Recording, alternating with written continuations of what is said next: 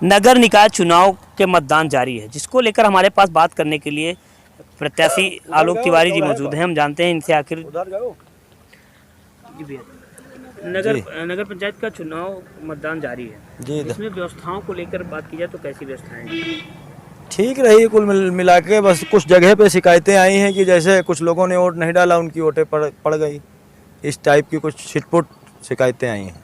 हम तो सारे बूथों पर गए भी हैं, सब जगह घूमे हैं, तो कुछ लोगों ने ये बताया कि हमारी वोट पड़ गई, हम अभी आए, लेकिन बहुत कम लोगों ने बताया, 4-6 लोगों ने पूरे बूथों पर। उनकी वोट पड़ गई, वो आए भी नहीं? हाँ नहीं, वो बाद में पहुँचे, वो पर्ची उर्ची लेके उनकी वोट पड़ गई पहले, ये शिकायत सुनने को मिली। अच्छा, जो नगर पंचायत के बूथ हैं, इन पर सुरक्षा व्यवस्था की बात करते हैं जैसे, तो कोई हुड़दंग या उस तरह का कुछ सुनने को? नहीं, किसी प्रकार का कोई हुड़दंग जानकारी में नहीं आया। थोड़ी बहुत हल्की फुल्की झड़प शायद वहाँ पे हुई है कन्या इंटर कॉलेज में, कुरैसी वार्ड घुसियाना में।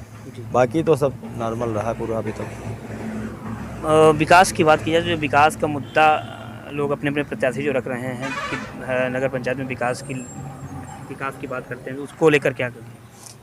अब अगर हमें अवसर दिया जनता ने, मान लो अगर हमको चुन के भेजा, तो हम जो है संपूर्ण विकास कराने का काम करेंगे।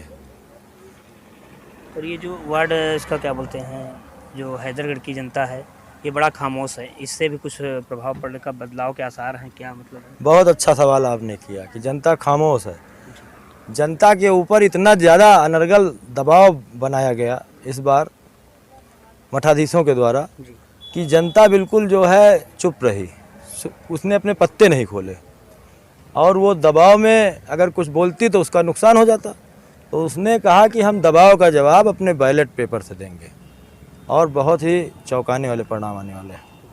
बिल्कुल, आपने देखा जो है ये प्रत्याशी हैं।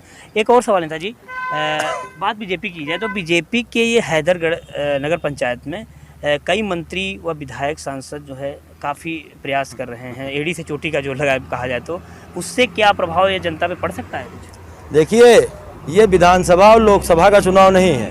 विधानसभा लोकसभा में आदमी पार्टी को ध्यान में रखते हुए मंत्री विधायक सांसद के कहने पर काम करता है। ये हमारे पंचायत का महोत्सव है 5 साल का, ये हम लोगों को अपने तरीके से मनाने के लिए छोड़ दिया जाए। जैसे ग्राम प्रधानी का चुनाव होता है, वैसे नगर पंचायत के चुनाव।